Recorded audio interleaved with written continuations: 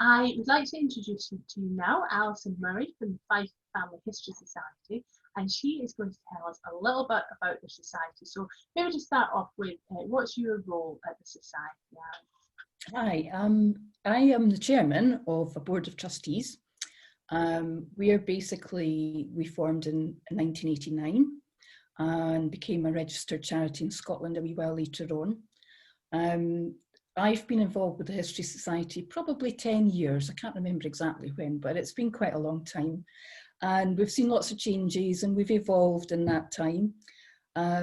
We are based in Fife and we cover the whole of Fife. Basically, our membership is worldwide, so wherever you are in the world, you can be a member. And our membership's changed slightly. In the olden days, we used to have a subscription to a printed journal membership. So you paid to get a journal 3 times a year. And we've changed that now. So our journal is sent out digitally. And as such, it doesn't matter where you are in the world, the membership for a year and for 3 years is exactly the same price. So it's, you know, we've got a 10-year not a 10-year membership, that's rubbish. We've got a 1-year membership for £10 and a 3-year membership for £30. And you still get your 3 digital journals sent out to you by MailChimp.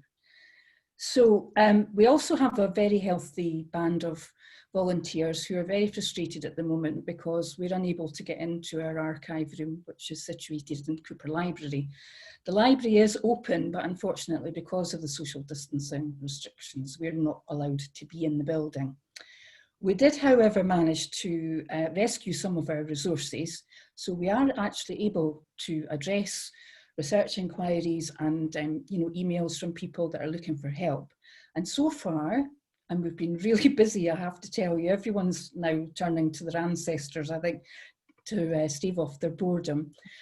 We've actually managed to address all of the inquiries that we've had and successfully give them results, which I'm really chuffed about, and the team are really chuffed about. And I think as well, it's given us a wee something to do in the lockdown time, which has been really good.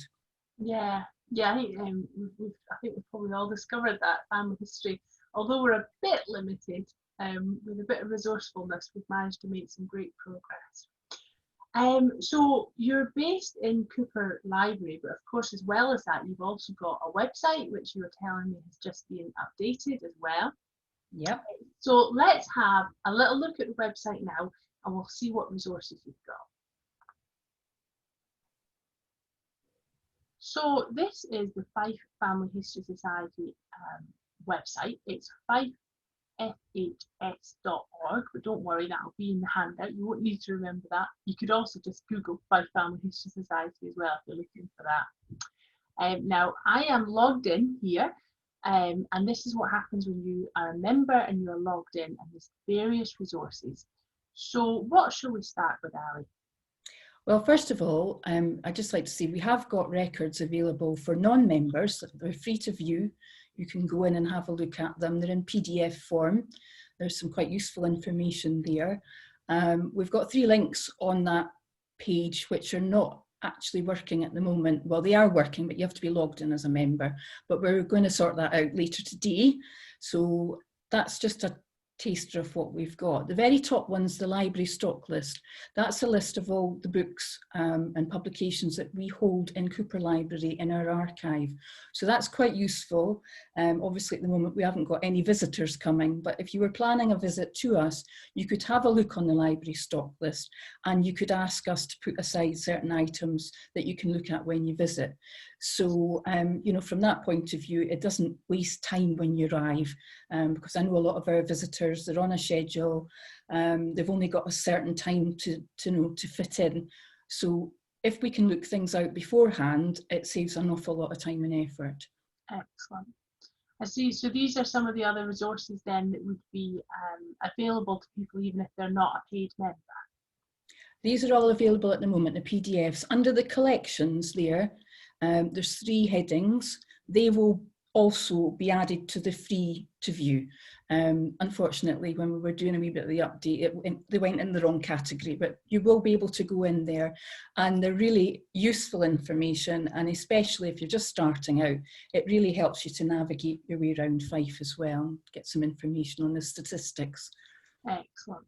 So if you're a paid member, as we said, it's only £10 for a whole year, and you get access actually to quite a lot. So what should we look at next? Maybe the journal archive? We could look at the journal archive, yeah. The journal was started quite a long time ago, and we produce 3 of those a year. When we did start out, they were posted out to our membership, but as I mentioned earlier, we now send them out digitally. You can see from there we started putting them on the website in spring 2014. So if you're new to the society, if you just joined, you can go in here and you can access back copies of the journal. There's a lot of useful information in them. You'll see at the top there, Fife Roots 2 and Fife Roots 1. That's our new format for our journal. So we've stopped posting out and we've recreated something that is kind of a cross between a newsletter, a journal. We were going to have things like events and things on it, but at the moment, obviously, there's no events to put on it. But we're always looking for little articles and things to add to the journal. There's just various bits and pieces. And, you know, if anybody has any Fife family history societies or even recipes or anything like that, photographs, if they want to submit them to us, we'd be quite happy to consider putting them in one of our journals in the future. Excellent. Well, that's something definitely for people to think of. I know there's quite a lot of people in the group who do have Fife ancestors, so they might have something that they can share with everybody. Well, I personally didn't know I had any Fife ancestors at all because I was born in Edinburgh and so were my parents. And it wasn't till 1996 that I started to look into where my family had come from, and both my mother and father have ancestors from Fife. And I have a Fifer myself. I've got 3 that were born in Edinburgh, but 1 was born in Fife. Excellent. Okay, so let's move into our record archive then. So, wow, there's quite a lot of things in here. Let me just see if I can zoom in a little bit to make sure everybody can see this. Okay, so this is something that you do only get as a member of the society. So there's a few things that catch my eye here. I like deeds. We had a presentation on deeds a couple of months ago. So if I could take this one for an example. So you can download it, just download as a PDF, and I'll just open it up. We'll get a little bit of a sneak peek in here. So we've got an index here to deeds.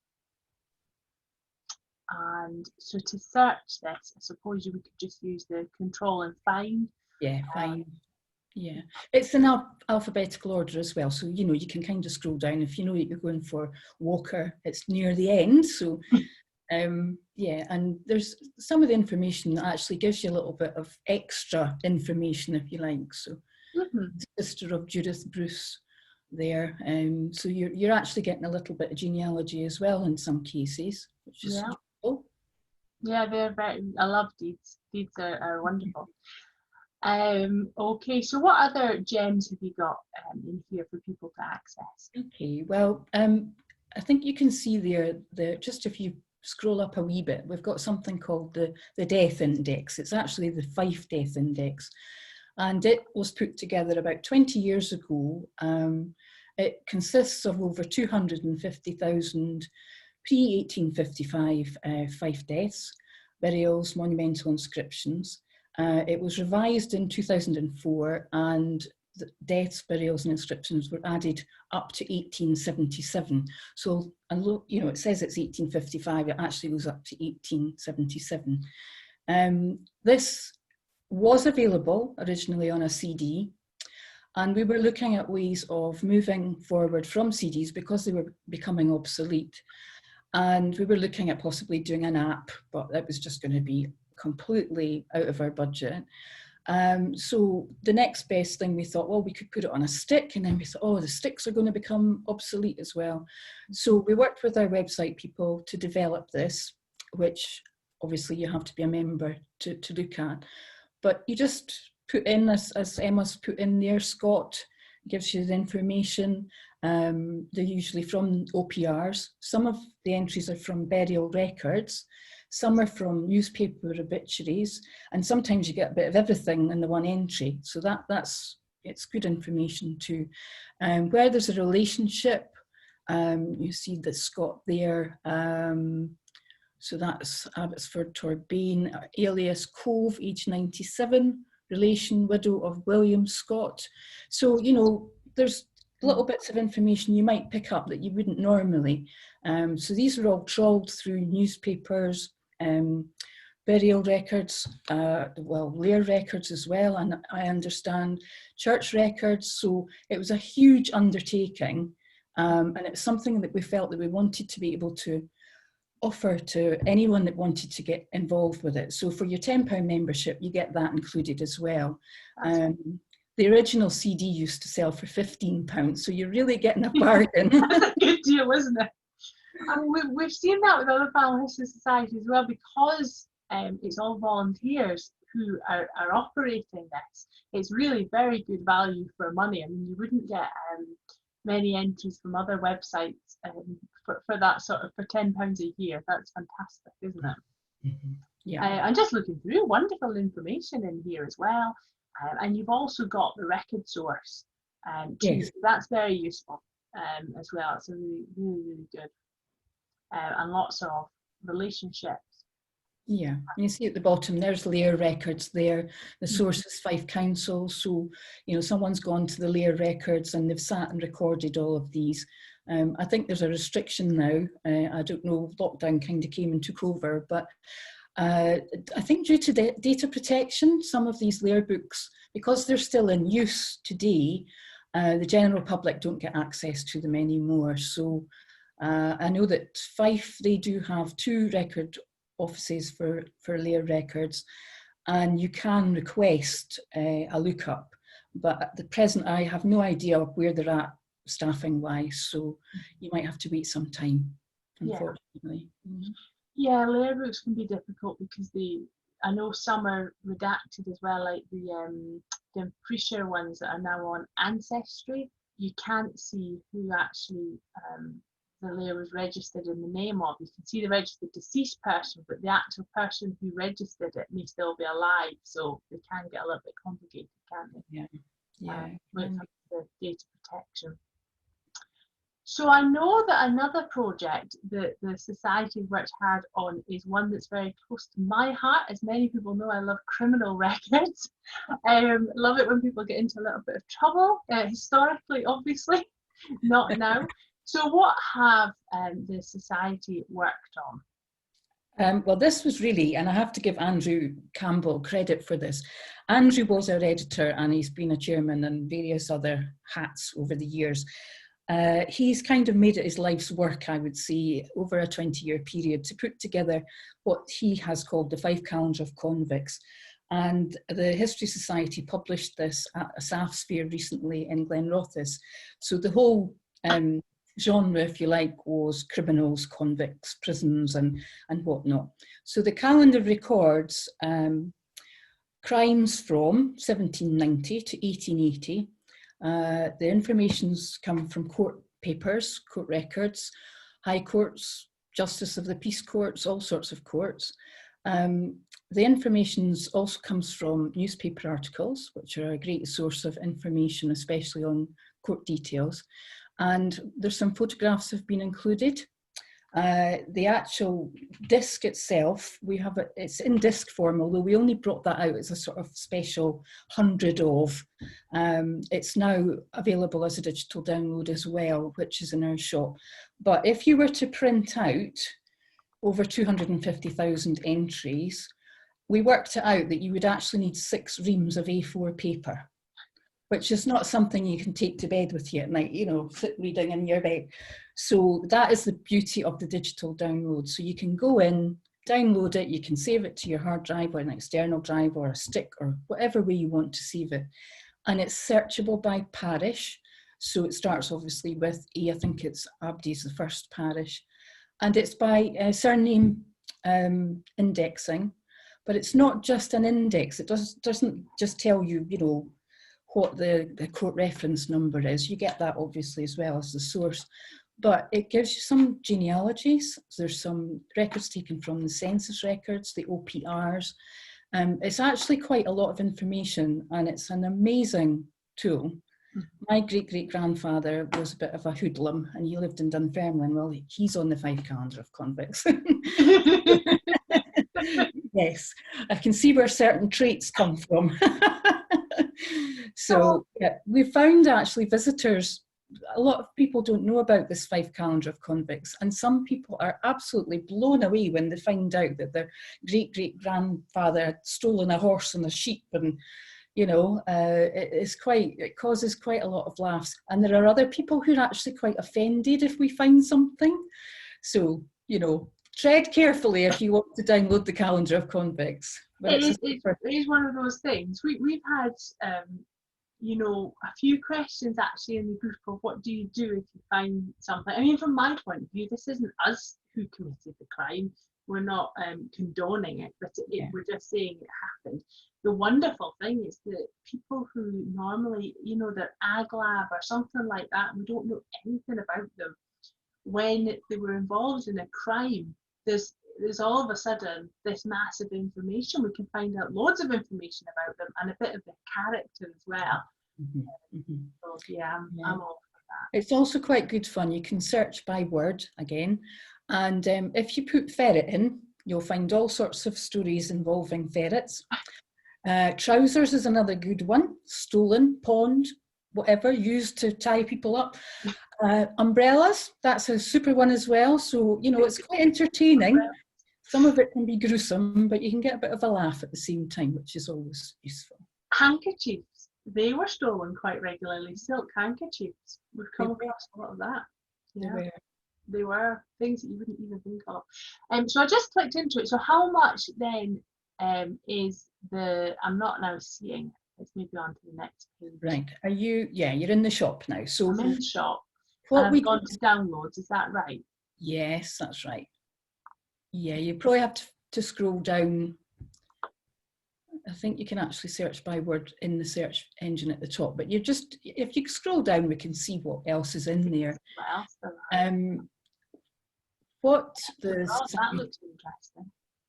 Yes, that is an interesting one. I think we're going to review the price on that. I don't think that's the right price for that, but it's a lot of information.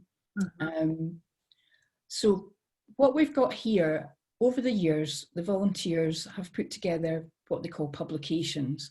And I think they go from 1 to 52. They were all sent out as, you know, if someone bought it, you can see the one there, the monumental inscriptions one. It was a printed sort of leaflet, and it would get sent out by post. Then they were all scanned and they were put onto CDs, so like this, and they were sold on CD. And again, because I mentioned earlier, CDs are becoming obsolete, we decided to deconstruct the CDs. So we've taken some of the information, and we've taken, say, the baptism one. So the baptism CD would have publications 1 to 5 on it, and we've separated them out. So you can buy publication number 1 or 2, 3, 4 or 5. So you don't have to buy all 5 of them. So that's proven to be quite useful. And it means too, there's no point in you buying information that's not applicable to the area that you're researching. So we managed to do this, thankfully, at the beginning of the year. So we've actually got something in our shop now. We're unable to access our stock because it's kept in Cooper Library, but having the foresight to put the digital downloads on means that we're still able to operate our shop, which is brilliant. And people are visiting and they're having a good look to see what we've got. If anyone's, and there should be reasonable descriptions about them, but if anyone's got any areas they want to ask, just email us and we'll tell you more about what's actually in the volume itself. That one that you're on there, the shop, the Fife Traders and Shopkeepers, 1820 to 1870, that's amazing. Again, it's done in parish, in name alphabet order. These are the original volumes that were produced. We've got a set of those in the archive in Cooper Library. It was again put onto CD, and again, we've made it available as a digital download. There's 4 volumes there. There's a huge amount of information, and it was all gleaned through using trade directories, Some of the census records, obviously you can find professions there. So yeah, and again, it also contains some genealogies. So you might have the dad who worked as a butcher and his son works there as an apprentice butcher, and so it's good information to have. Yeah. Wow. Well, there's certainly an awful lot of options there that very likely if you've got ancestors from Fife, you're going to need some of these publications. So well done to everybody as well getting these online, because it's that must have taken quite a lot of work as well, but that's wonderful. You've also got a forum. I'm not going to click into that because obviously there's going to be messages on there from people, so we don't want to start maybe recording those, but you could post a message if you're struggling, or if you've got a question about one of these things. Yeah, so the member forum is really so that you can help each other. You can go on and you can say, I'm stuck with this and I've got a family mystery here or a brick wall, and people can come in and have a look at it. We try and monitor it in the way that, well, we're at home just now, so yesterday I had a quick look on the forum just to see if there was anything I could help somebody with. So it's not anything that goes out with the members, so don't worry about your information. Your email address and whatnot is not shown on there either, so that's an important factor, I think, in these forums. You don't want to end up with lots of spam in your inbox. So yeah. And is it only available to members as well? Yes, just members. That's only. not available to the open internet as well. So well, you've certainly got an awful lot of amazing resources there for anybody tracing their Fife ancestors. I think as well, like us as well, you've done a little bit of a partnership with Find My Past. So what's available if somebody's got a Find My Past subscription? Okay, well, Find My Past have our death index, so that's available on Find My Past under Fife. So you can go into the A to Z and look for Fife. The Fife calendar of convicts is also available through Find My Past, but it comes under the Scottish Criminal Records. So it's quite a useful tool, actually, because when you're, as you know, if you search an engine like Find My Past, you get hints or suggestions. And so the more Fife records that we put onto Find My Past, then the more hits we'll get. So if you're a member of the society, you're entitled to a 15% discount to a subscription of Find My Past. So it's actually quite good, because if you take the full Find My Past subscription, you get access to the British Newspaper Archive as well, which is brilliant. We are working with Find My Past with other record sets, and we're hoping to launch a new set soon, so keep your eyes peeled for that one. And obviously the more hits we get on Find My Past, we get a little royalty from them, so it's well worth it. And it also means that they're on a bigger website and there's more people can access it. So that's our aim, really, is to make our records available to anyone that wants to look at them. Yeah, well, we've done that for the same reason, because it's a small website, people don't always find us. They might find My Past, so it just helps to get those records out there. And so that's great. Well, thank you very much for joining us today, Ali. It's excellent. And if somebody's got a question, they can ask you afterwards, or even put it into the group, or send a question to us, and we can make sure we can answer them. But thank you very much for joining us today. Thank you. And I'd just like to say you can find us on Facebook and Twitter. Well, we'll make sure when we it was in the last PDF, so some people might have seen it, but when we send out that PDF at the end of the conference, we'll make sure that your Facebook and Twitter's in there as well as the website, so everybody can keep in contact with you in case they have any Fife ancestors. Super. Thank you, Emma.